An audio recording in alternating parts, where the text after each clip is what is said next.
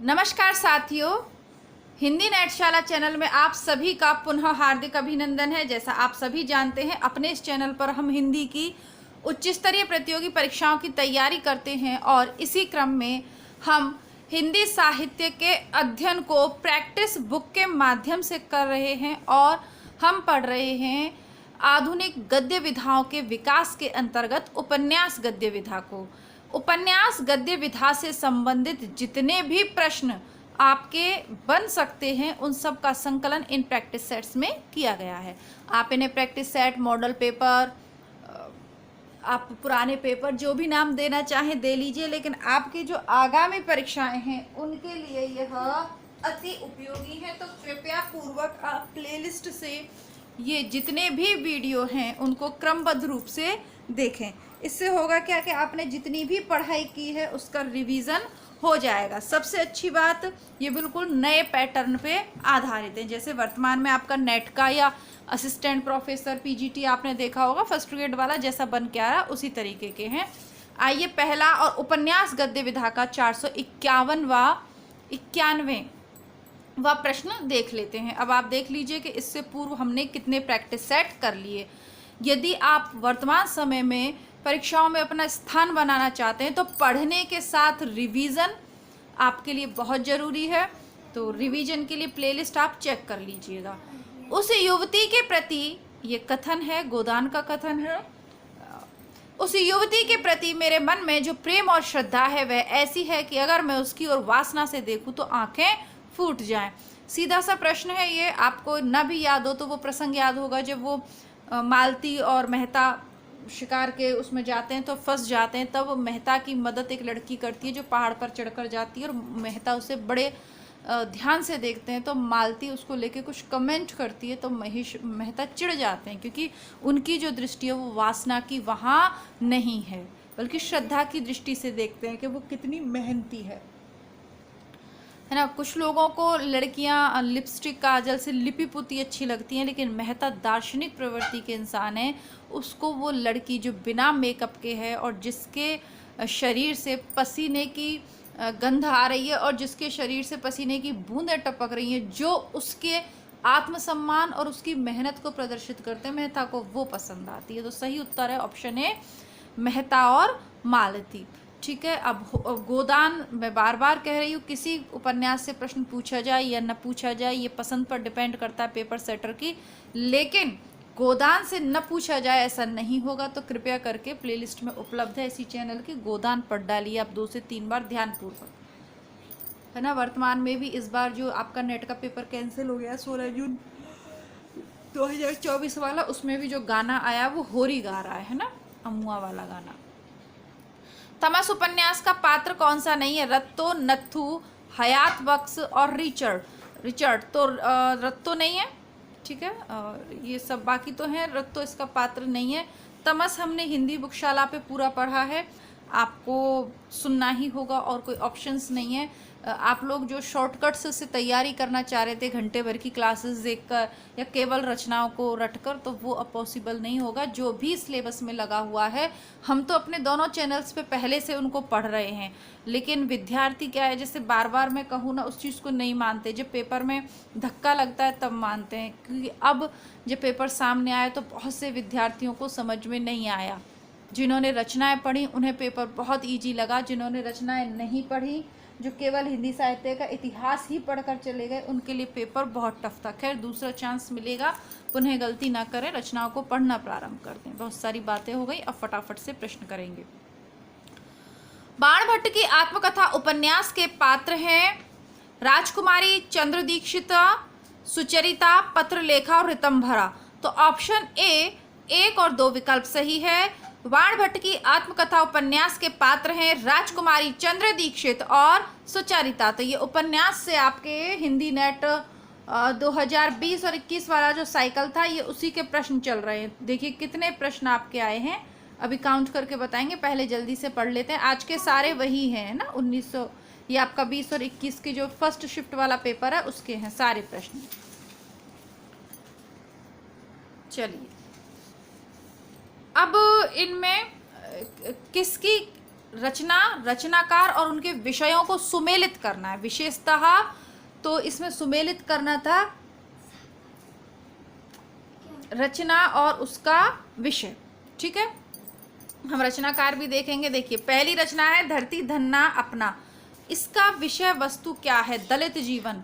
आप जान रहे हैं, आपका जो 16 जून वाला पेपर हुआ है अभी 2024 वाला, वहाँ ये प्रश्न आया है।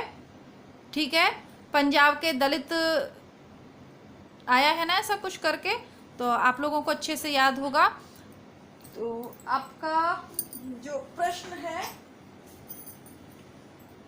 चलिए देख लेते हैं। दलित जीवन पर आधारित है धरती धन्ना अपना। उपन्यासकार हैं इसके जगदीश चंद्र। दूसरा, तमस किस पर आधारित है? तमस वैसे देखा जाए तो भारत विभाजन की समस्या पर आधारित है, लेकिन फिर भी अगर इन जो 4 ऑप्शन थे उसमें राजनीतिक बोध पर आधारित माना है, भीष्म सानी की है। मानस का हंस अमृतलाल नागर का है, जीवनी परक उपन्यास। और शेखर एक जीवनी आत्मकथात्मक शैली में लिखा हुआ उपन्यास है अज्ञे का। तो शेखर एक जीवनी से आप अच्छे से पहचान लेंगे। ठीक है, तमस थोड़ा सा कंफ्यूज कर देगा, क्योंकि तमस को जब हम भी तमस का जिक्र करते हैं, जब भी हम तमस का जिक्र करते हैं तो इसे भारत पाक विभाजन पर आधारित उपन्यासों में से माना जाता है, जैसे कमलेश्वर का कितने पाकिस्तान, उसी तरीके से। खैर, इसको आप ध्यान रखें, राजनीतिक बोध का यह उपन्यास है।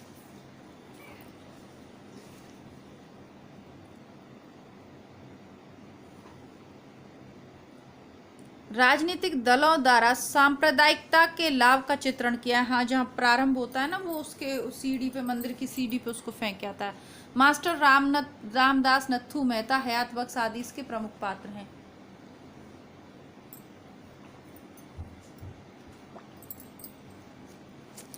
मानस का अंश गोस्वामी तुलसीदास के जीवन पर लिखा गया है। और अज्ञे के एक शिव जीवनी का प्रथम भाग उत्थान 1940 और द्वितीय भाग संघर्ष 1944 में हुआ। ठीक है, आगे बढ़ जाते हैं। फिर पुनः आपका वही वाला 20 और 21 की जो साइकिल थी, जिसका एक साथ आयोजन हुआ था पेपर का, उसका ही है। सुमेलित करना है कि कौन से कस्बे का वर्णन किसमें किया गया है। इजीली आप करेंगे इसको।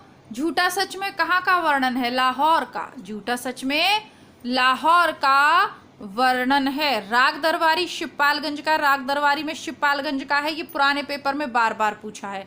बाण भट्ट की आत्मकथान में कान्य कुब्ज का है, यह भी आपको मिल जाएगा पुराने नेट के पेपर में। और उसने कहा था मैं तो अमृतसर की गलियों से ये प्रारंभ होता है, तो अमृतसर या पंजाब यहाँ पे लिखा होता तो भी ठीक था, वहाँ का वर्णन है। तो सुमेलित हो गया। अब अगला क्वेश्चन देखते हैं। बड़े आदमियों को अपनी नाक दूसरों की जान से प्यारी होगी, हमें तो अपनी नाक इतनी प्यारी नहीं है। किस पात्र की भावाव्यक्ति है? धनिया की।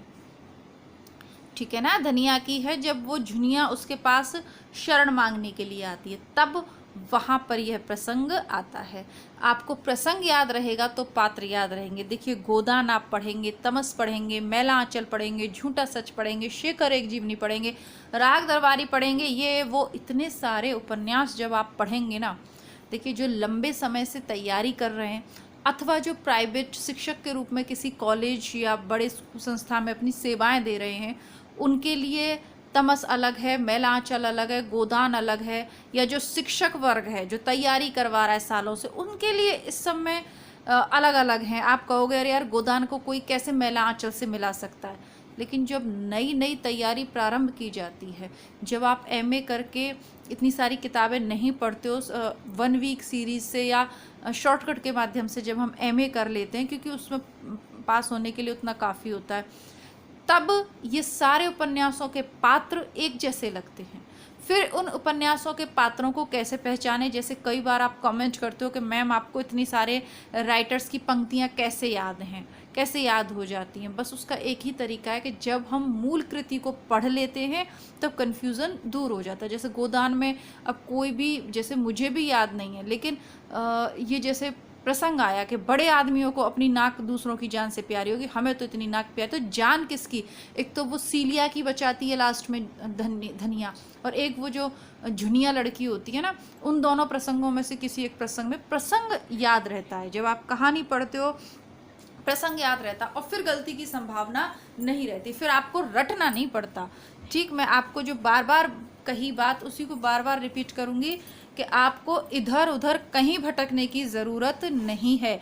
हिंदी साहित्य से चाहे आप बीए कर रहे हो, चाहे आप एमए कर रहे हो, चाहे टीजीटी कर रहे हो, पीजीटी कर रहे हो, नेट असिस्टेंट, भारतवर्ष के किसी भी राज्य से आप तैयारी कर रहे हो, अगर आपने विषय के रूप में हिंदी का चुनाव किया है तो ऐसा संभव ही नहीं है कि आपकी जो रचनाएं हैं उनमें से कोई भी रचना ना मिले। हाँ, ये हो सकता है, जैसे कल मेरे पास कमेंट आया कि कबीर के कुछ पद जो मैंने करवाए वो हरियाणा के एमए वाले सिलेबस में थोड़े और बढ़ाकर लगे हों, उनको भी करवा देंगे। आप लोग कमेंट बॉक्स में जब मुझे बताएंगे कि क्या छूट रहा है तो इसे मैं नोट डाउन कर लूँगी कहीं, तो वो आपके क्वेश्चंस के अकॉर्डिंग, मतलब आपकी ज़रूरत के अनुसार बढ़ते रहते हैं, लेकिन प्लेलिस्ट सारी बनी हुई है। तो कृपया करके आप लोग शॉर्टकट न तलाशें, फटाफट प्लेलिस्ट में जाएं, हिंदी साहित्य के इतिहास को पढ़ना शुरू करें, उसके साथ ही रचनाओं को कवर करना शुरू करें। नागमती के विरह वर्णन से लेके पद्मावत समय से लेके, मतलब कह नहीं सकते कि कितनी प्लेलिस्ट मैंने बना रखी है। अब आप लोग पढ़ना ही नहीं चाहते। देखिए, मैं वीडियो के बीच में इसलिए इतनी विस्तृत बात कर रही हूँ आज, क्योंकि कई बार मेरी कोशिश रहती है कि आपके लिए थोड़ा सा मोटिवेट करते हुए वीडियोस बनाऊं, बट मेरे लिए वो संभव हो ही नहीं पाता। कोशिश करने के बाद भी मैं वीडियो नहीं बना पाती, तो फिर मेरे ये रहता है कि ये प्रैक्टिस बुक अगर मेरे पास उपलब्ध है तो जो दूर दराज के विद्यार्थी हैं, जो मेरी बहनें हैं जिन्हें समय नहीं मिल रहा है घर के कार्यों से, गृह कार्यों से, अभी तो विशेषतः गर्मियों की छुट्टी चल रही है तो और भी समय नहीं मिल रहा है, क्योंकि जब मुझे नहीं मिल पा रहा है तो मैं सोचती हूँ आप लोगों को भी नहीं मिल पा रहा होगा, और मिलता भी है तो फिर थकान इतनी ज़्यादा हो जाती है कि आप ये सोचो कि थोड़ा सा आप सिस्टम बिठाएं, फिर आप उस तरीके से वीडियो, वो सब नहीं पॉसिबल हो पाता। तो सिर्फ आप लोगों के लिए, क्योंकि जब भी मैं सोचती हूँ ना, तभी आप लोगों का कोई ना कोई कमेंट ऐसा आ जाता है कि मुझे मोटिवेट करता है कि नहीं, मेरे पास जो बुक्स हैं उतनी बुक्स तो मैं यूट्यूब पे आप लोगों के लिए पढ़कर सुना दूँ या आप लोगों के लिए उपलब्ध करवा दूँ, तो वो कमी आप लोगों को ना रहे। ठीक है, मैं बार बार कह रही हूँ कि आपको भटकने की ज़रूरत नहीं है। मुक्तिबोध की कविताएं, निराला की कविताएं, सुमित्रा नंदन पंत की कविताएं, जहाँ से प्रश्न पूछा जा रहा है उसमें बस एक सतपुड़ा के जंगल ऐसी है जो अभी हमने नहीं पढ़ी। बाकी कोई भी नेट के आप पुराने पेपर उठा के ले लीजिए, जितने प्रश्न पूछे जा रहे हैं वो सब कविताएँ आपके सिलेबस में हैं। आपकी प्लेलिस्ट में महादेवी वर्मा की मैंने नहीं करवाई हैं, वहाँ से एक आधी प्रश्न आता है, करवा दूंगी, खैर इससे मतलब नहीं है कितना आता है कितना नहीं आता, मैं करवा दूंगी। बाकी भारत भारती, अंधा युग जो मोस्ट है आपका बंटी, जहाँ से श्योर हूँ कि 100%, अगर आप, मैं फिर कह रही हूँ, अगर आप प्लेलिस्ट को भी करके चले जाएंगे तो आपका सिलेक्शन हो जाएगा, इतना मैटर प्लेलिस्ट में है। अब मैं प्रतिदिन वीडियो डाल पाऊँ न डाल पाऊँ ये एक अलग मैटर है, लेकिन आप लोगों के लिए इतना मैटर मैंने दोनों चैनल्स की प्लेलिस्ट में डाल दिया विदाउट ये टेंशन करे कि व्यूज़ नहीं आ रहे। कभी कभी तो आप लोग 2-2, 3-3 व्यूज़ आते हैं। जैसे किसी कृति को शुरू करवा दिया मैंने, जैसे भारत भारती को शुरू करवाया, व्यूज़ ही नहीं आए, 2-2, 3-3 व्यूज़ आए, फाइनली वो बुक मुझे आधी छोड़नी पड़ी, क्योंकि फिर यूट्यूब रिकमेंडेशन में वीडियो नहीं भेजता। फिर दूसरी शुरू करी, आपका उत्तरकांड बीच में रह गया था, उसको भी कंप्लीट करवाया है मैंने। तो मैं आप लोगों के लिए बहुत समर्पित हूँ, लेकिन आप लोग वैसा रेस्पॉन्स मुझे नहीं देते हो, ना आप लोग चैनल को सब्सक्राइब करते हो, ना वीडियोस को लाइक करते हो, तो मुझे रेस्पॉन्स पलट के उतना नहीं मिलता। लेकिन फिर भी ठीक है, अगर मेरे वीडियो मात्र डाल देने से आपकी मदद होती है तो फिर वो आपको मिलते रहेंगे। आपका इतना सारा समय मैंने वेस्ट कर दिया, प्रश्न आपको आज कम करवाए, उसके लिए क्षमा चाहूँगी। आइए क्लास को आगे बढ़ाते हैं। थोड़ा सा मुझे वो रहता है कि जब आप लोग चैनल को, मेरे चैनल से जितने भी बच्चे थोड़ा बहुत भी कर पा रहे हैं तो उसमें ज़्यादा से ज़्यादा आप लोग सेलेक्ट रहे हों, बस ऐसी थोड़ा सा लालच मुझे रहता है कि आप लोग सेलेक्ट हो, फिर मुझे कमेंट करके बताएं कि मैम हम सेलेक्ट हो गए, तो वो अच्छी वाली फीलिंग आती है, तो बस इसलिए। बाकी आगे बढ़ते। स्वाधीनता प्राप्ति से पूर्व पंजाब में पैदा हुए सांप्रदायिक तनाव और उससे जुड़ी क्रूरताओं का अंकन किस उपन्यास में किया गया?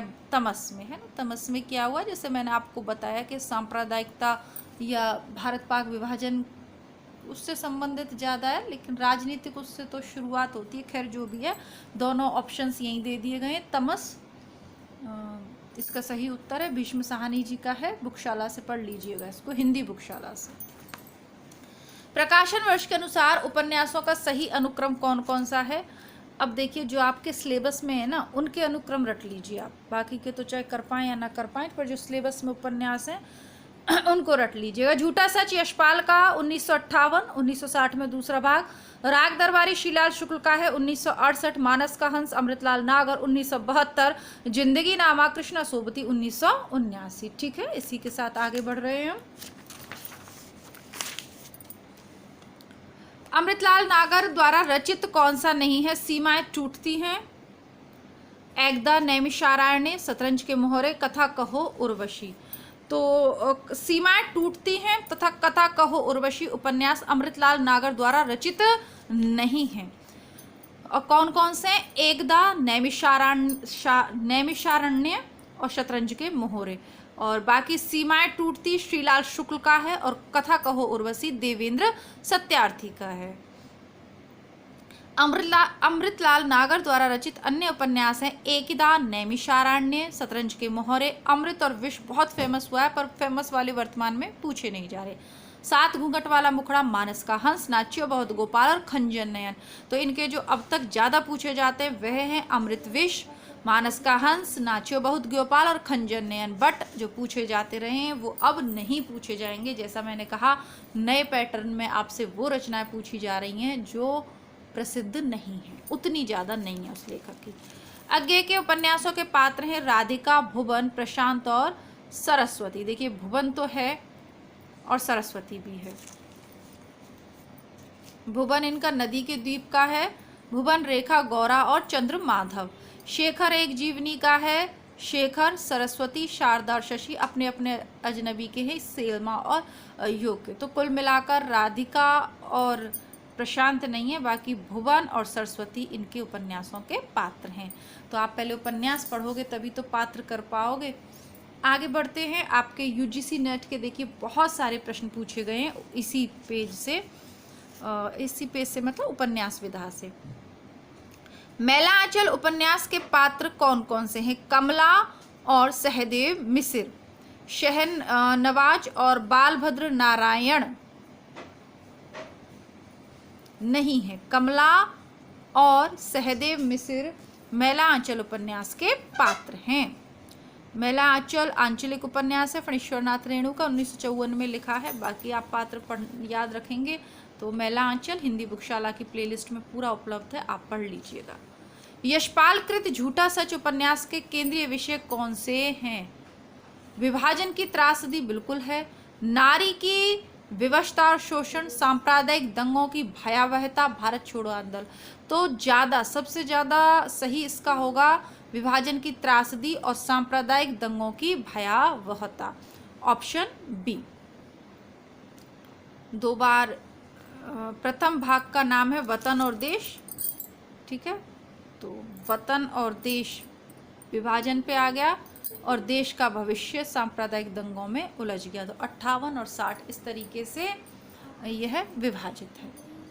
इनका दिव्या भी काफ़ी फेमस है। खैर, आगे बढ़ते हैं।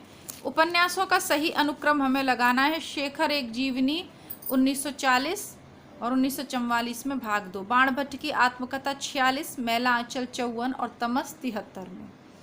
ठीक है, आगे बढ़ते हैं। ये सभी आपके नेट वाले चल रहे हैं, तो आज की कक्षा में नेट वाले पूरे आपके करवा देंगे। किस उपन्यास में ईस्ट इंडिया कंपनी द्वारा भारत के आर्थिक शोषण और लूट का यथार्थ चित्रण है? परीक्षा गुरु। परीक्षा गुरु 1882 में श्रीनिवास दास ने लिखा। शुक्ल ने परीक्षा गुरु को अंग्रेजी के ढंग का हिंदी का पहला मौलिक उपन्यास माना है। इसमें ईस्ट इंडिया कंपनी